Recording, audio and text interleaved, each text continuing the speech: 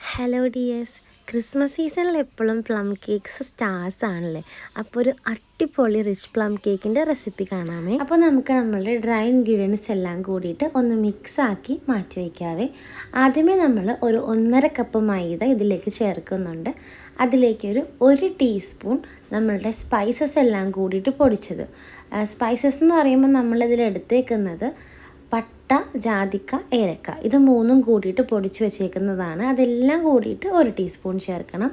പിന്നെ ഒരു teaspoon baking powder, 1/2 teaspoon baking soda, ഒരു 1/4 ടീസ്പൂണിൻ്റെ പകുതി ഉപ്പ്, അതായത് ഒരു നുള്ളുപ്പ്, ഇത്രയും ചേർത്തിട്ട് നന്നായിട്ടൊന്ന് മിക്സാക്കി മാറ്റി വയ്ക്കണേ. പിന്നെ നമ്മൾ ഒരു 200 ഗ്രാം ബട്ടറാണ് ഇതിൽ യൂസ് ചെയ്യുന്നത് കേട്ടോ. ഇത് എൻ്റെ ആ ഒരു എന്താ പറയുക, ഹാൻഡ് മിക്സർ അത്രയ്ക്ക് പോരാ, അതാണ് അങ്ങനെ തെറിച്ച് പോകുന്നത് കേട്ടോ. സംഗതി കുറച്ച് പഴയതാണ്. ഞാനിപ്പോൾ യൂസ് ചെയ്യുന്നത് നമ്മളുടെ സ്റ്റാൻഡ് മിക്സർ ആയതുകൊണ്ടിട്ട് ഇതിൻ്റെ ബ്ലേഡൊക്കെ എല്ലാം കുറച്ച് ശോകമാണ്, അതാണ് നന്നായിട്ട് അങ്ങോട്ട് വരാത്ത കേട്ടോ. അപ്പോൾ ഇത് നമ്മൾ നല്ല ബീറ്ററൊക്കെ ആണെങ്കിൽ പെട്ടെന്ന് തന്നെ റെഡിയാവും. ജസ്റ്റ് ഒന്ന് സൈഡൊക്കെ സ്ക്രാപ്പ് ചെയ്ത് കൊടുത്തിട്ട് ഇതൊന്ന് സോഫ്റ്റ് ആവുന്നത് വരെ ജസ്റ്റ് ഒന്ന് കുറച്ച് സമയം മതി കേട്ടോ. ഒന്ന് സോഫ്റ്റ് ആകുന്നത് വരേക്ക് നമുക്കിതൊന്ന് ജസ്റ്റ് ഒന്ന് മിക്സ് ചെയ്തെടുക്കാം. പിന്നെ അതിലേക്ക് നമ്മൾ ചേർത്ത് കൊടുക്കേണ്ടത് നമ്മളുടെ പഞ്ചസാരയാണ് കേട്ടോ. ഇത് 1.5 കപ്പ് പൊടിച്ച പഞ്ചസാരയാണ് ചേർത്ത് കൊടുക്കുന്നത്. 1.5 കപ്പ് പൊടിച്ച പഞ്ചസാര എന്ന് പറയുമ്പോൾ ഒരു കപ്പ് ഗ്രാനുലേറ്റഡ് ഷുഗർ എടുത്ത് പൊടിച്ച് കഴിഞ്ഞാൽ നമുക്കൊരു 1.5 കപ്പ് പൊടിച്ച പഞ്ചസാര കിട്ടും കേട്ടോ. അപ്പോൾ 1.5 കപ്പ് എന്ന് പറയുമ്പോൾ ചിലർ വിചാരിക്കും 1.5 കപ്പ് പഞ്ചസാര എടുത്ത് പൊടിച്ചിട്ട് ചേർക്കാനാണെന്ന്. അങ്ങനെ ചേർക്കരുത്. 1 കപ്പ് പൊടിക്കുമ്പോഴേക്കും 1.5 കപ്പ് പൊടിച്ചതായിട്ട് കിട്ടും കേട്ടോ. അപ്പോൾ നമ്മൾ അത് ചേർത്ത് കൊടുക്കുന്നുണ്ട്. പിന്നെ അതിലേക്കൊരു 1 ടീസ്പൂൺ നമ്മളുടെ വാനില എസൻസ് ചേർത്ത് കൊടുക്കുന്നുണ്ട്. ഇതും കൂടി ചേർത്തിട്ട് നന്നായിട്ടൊന്ന് നമുക്ക് മിക്സ് ചെയ്യാം. വാനില എസൻസ് ഇപ്പോൾ തന്നെ ചേർക്കണം എന്നില്ല, എഗ്ഗ് ചേർക്കുമ്പോൾ ചേർക്കാം, അല്ലെങ്കിൽ നമ്മൾ ആദ്യമേ തന്നെ ഷുഗർ ചേർക്കുമ്പോൾ ചേർക്കാം. എപ്പോഴായാലും പ്രശ്നമില്ല കേട്ടോ. ഇതൊന്ന് നന്നായിട്ട് മിക്സായിട്ട് നമുക്ക് മനസ്സിലാകും, ഒരു സോഫ്റ്റ് ആയിട്ടുള്ള ഒരു പാകമായിട്ട് വരുന്നത് മനസ്സിലാവും കേട്ടോ. ആ ഒരു പാകം വരെയാണ് നമ്മൾ ജസ്റ്റ് ഒന്ന് ബീറ്റ് ചെയ്ത് കൊടുക്കേണ്ടത്. അപ്പോൾ ആ ഒരു ഷുഗറും ബട്ടറൊക്കെ എല്ലാം കൂടി നന്നായിട്ട് നല്ലൊരു ഫോമായിട്ട് വരുമേ. പിന്നെ അതിലേക്ക് നമുക്ക് വേണ്ടത് എഗ്ഗാണ്. നമ്മൾ ഒരു 4 കോഴിമുട്ടയാണ് ഇതിലേക്ക് ചേർക്കുന്നത് കേട്ടോ. അപ്പോൾ കോഴിമുട്ട ചേർക്കുമ്പോൾ നമ്മൾ ഓരോരോ 1 by 1 ആയിട്ട് വേണം ചേർത്ത് കൊടുക്കാൻ.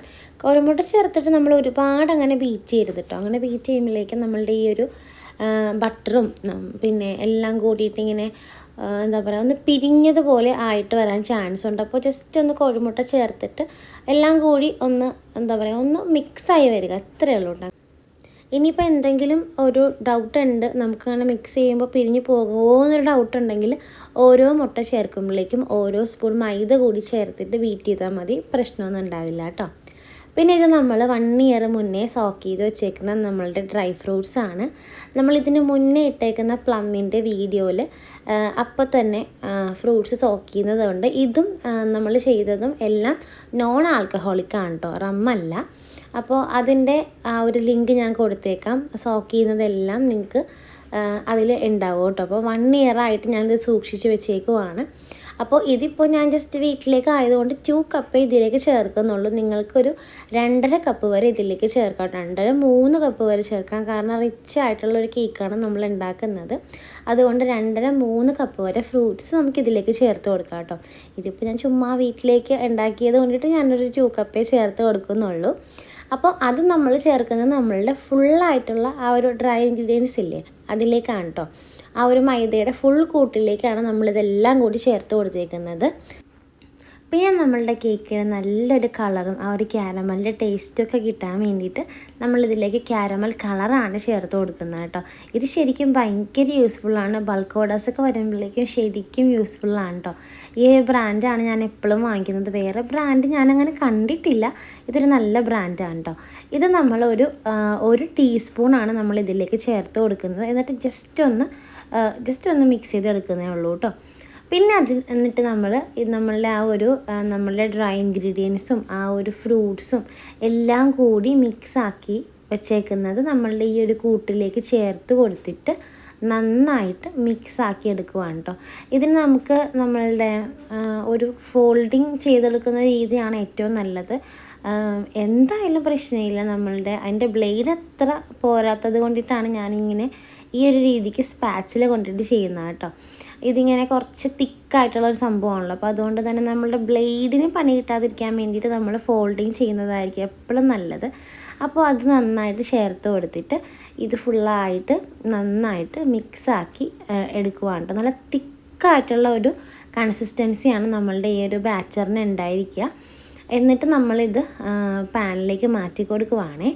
ഇതൊരു 8 ഇഞ്ചിൻ്റെ പാനാണ് കേട്ടോ. 8 ഇഞ്ചിൻ്റെ പാനിലാണ് ഞാനിത് ചെയ്യുന്നത് റൗണ്ടിൽ. നിങ്ങൾക്ക് സ്ക്വയർ ആണെങ്കിൽ 7 ഇഞ്ച് എടുക്കാം, 8 ഇഞ്ചും എടുക്കാം. അപ്പോൾ ഈ ഒരു ഹൈറ്റ് കിട്ടാൻ വേണ്ടിയിട്ടാണ് നമ്മൾ ഇങ്ങനെ ചെയ്യുന്നത് കേട്ടോ. കുറച്ചുകൂടെ ഹൈറ്റ് കിട്ടണം എന്നാണെങ്കിൽ സ്ക്വയറിൽ ചെയ്യുമ്പോൾ നമ്മൾക്ക് 7 ഇഞ്ചിൽ ചെയ്യാം. നമ്മളങ്ങനെ നോക്കി ചെയ്യണം. എനിക്ക് ഏറ്റവും കൂടുതൽ എൻക്വയറി വരുന്നത് ഈ ഒരു ടിൻ സൈസിൻ്റെ കാര്യത്തിലാണ് കേട്ടോ. അപ്പോൾ നമ്മൾ ആ ഒരു രീതിക്ക് നോക്കി ചെയ്താൽ മതി, കറക്റ്റ് ആയിക്കോളും. 8 ഇഞ്ച് റൗണ്ടാണെങ്കിൽ നമുക്ക് കിട്ടുന്ന ആ ഒരു സെയിം ഹൈറ്റ് തന്നെ നമുക്ക് 7 ഇഞ്ച് സ്ക്വയറിൽ കിട്ടും കേട്ടോ. പിന്നെ കുറച്ച് ടിപ്സാണ് കേട്ടോ നമ്മളുടെ ഒരു കേക്കിന് കുറച്ചുകൂടെ ടേസ്റ്റ് കിട്ടാൻ വേണ്ടിയിട്ട്. അപ്പോൾ നമ്മൾ കൊടുക്കുന്ന റേറ്റ് അനുസരിച്ചിട്ട് നമുക്ക് ഒരുപാട് കാര്യങ്ങൾ ആഡ് ചെയ്യാം.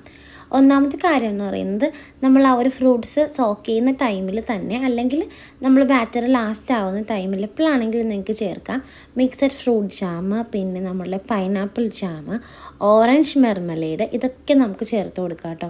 പിന്നെ നമ്മൾ ഫ്രൂട്ട്സ് സോക്ക് ചെയ്യുന്ന ടൈമിൽ നമുക്ക് വേണമെങ്കിൽ ഫ്രഷ് ഓറഞ്ച് ജ്യൂസ് ചേർത്ത് കൊടുക്കാം. അതും നമ്മളുടെ കേക്കിൻ്റെ ആ ഒരു ഫ്ലേവറും ടേസ്റ്റും ആ ഒരു എന്താ പറയുക ഒരു ടെക്സ്ചറും ഒക്കെ നല്ല മോയിസ്റ്റായിട്ടൊക്കെ ഇരിക്കാൻ വേണ്ടിയിട്ട് ഹെൽപ്പ് ചെയ്യുന്നൊരു സംഭവമാണ് കേട്ടോ. ഇത് അത്യാവശ്യം നല്ലൊരു കുക്കിംഗ് ടൈമുണ്ട്. ഇപ്പോൾ എൻ്റെ ഒരു ഓവനിൽ 1.5 ഹവറാണ് നമ്മൾ ഈ ഒരു കേക്ക് ബേക്ക് ചെയ്തെടുത്തേക്കുന്നത്.